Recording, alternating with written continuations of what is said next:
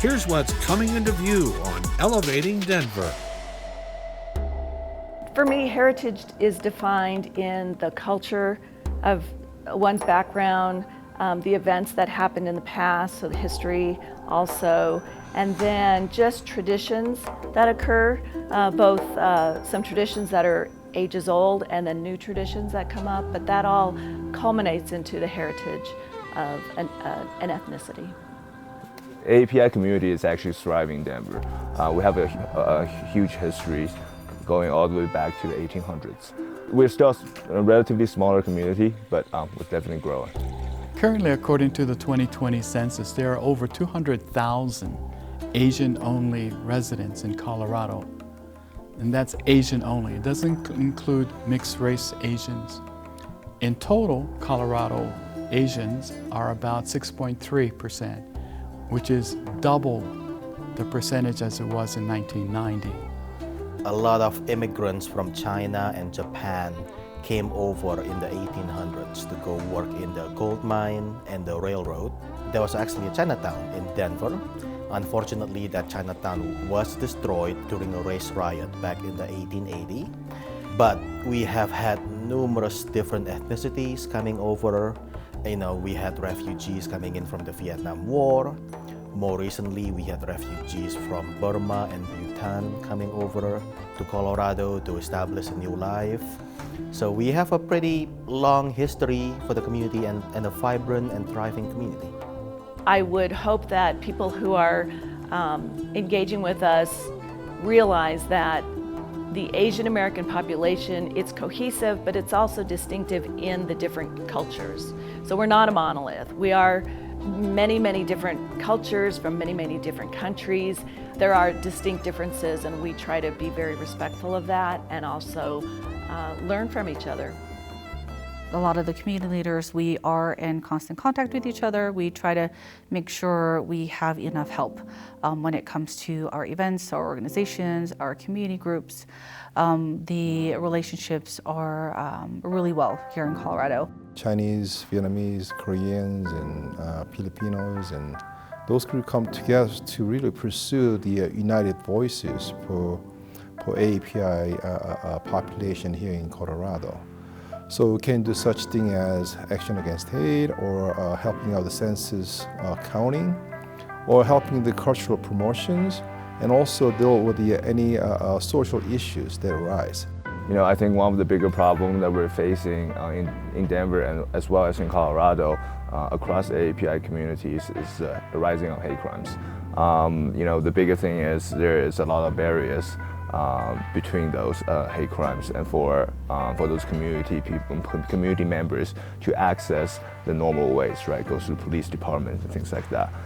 We work with populations that have limited English ability, and they find it hard to navigate, government website and forums and text messaging. It is difficult to access if you are not fluent in English language.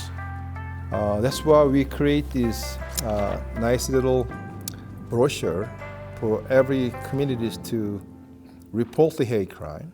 And counter to this reporting, we also create this how to react on the hate crime. I want every member of society to know about this.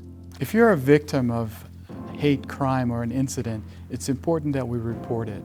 Because once we start reporting the true numbers of crimes and incidences against our community, then we'd be able to establish a trend and make changes so that our citizenships will be felt protected and safe. We have this handbook that's created by Denver Asian American Pacific Islander Commission. It's on our website, DAPAC website, and also we have vast resources such as Asian Pacific Development Center and also Asian Pacific American Bar Association of Colorado that you can access for help. And we also have translators and try to take care, members from whatever community that you're from. Asian Pacific Development Center, also known as APDC, over the years we have expanded our services. So now, in addition to mental health, we also provide adult education services. We have youth leadership programs at several different Aurora public schools. We have services for victims of crime. And then last but not least, we have a for-profit interpretation and translation service. That is our social enterprise. So I am proud to work for an organization that makes such a huge positive difference for our community. We want to engage with the general public with acts of kindness, and we truly believe that any act of kindness, no matter how small it is, will create a ripple effect. We want to go ahead and showcase that it's a collective effort, not just in the AAPI community, but it is a collective effort with all of humanity. It's the antidote to hate. It's our actions against hate, which is our acts of kindness. One way that people can celebrate Asian Americans after AAPI Heritage Month is to read a book, go online and listen to a podcast, and just, again, look at the differences and celebrate those, but tie them to their own backgrounds as well. We all come from somewhere. We all have culture and traditions that we celebrate, and we celebrate them because they're important to us. So if they're important to us, we may want to share them with other people. And that's a really great way for all of us to come together, is by sharing what we know and what we like. Stay elevated by subscribing to the city's YouTube page and stay tuned to our social media channels for more content. Don't miss our new episodes of Elevating Denver, premiering each month. Thanks for watching, Denver.